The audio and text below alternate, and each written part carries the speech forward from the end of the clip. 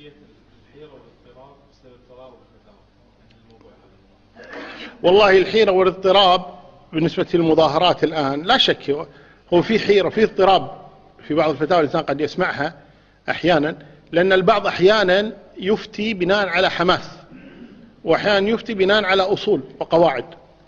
للأسف أكثر الذين يعني أجازوا مثل هذه الأمور من باب الحماس. لما تأتي للتأصيل الشرعي باستدلال ما تجد استدلالا شرعيا، ولا يذكرون نصوصا عن النبي صلى الله عليه وسلم ولا على الصحابة. وإذا استندوا على أحاديث ضعيفة لا تثبت.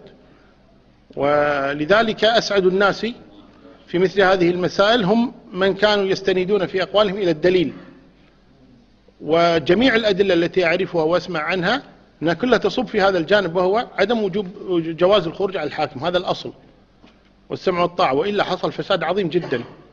ولكن هؤلاء يأخذهم الحماس في مثل هذه الأمور.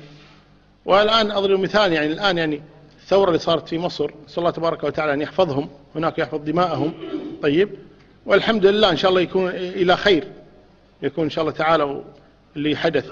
لكن لم تكن الثورة يعني ثورة إسلامية، وإنما كانت الثورة ثورة للدنيا. يعني ما خرجوا للمطالبة بتطبيق الشرع، وإنما خرجوا لأن يبون حكم ديمقراطي، فهو خروج للدنيا. طيب، والله يوفقهم. لكن لا يجوز أن تلبس لباسا شرعيا ويقال هذا خروج شرعي وهذا كذا. خرجوا لأجل الدنيا، والدنيا عليهم بالعافية يأخذونها، أسأل الله يوفقهم.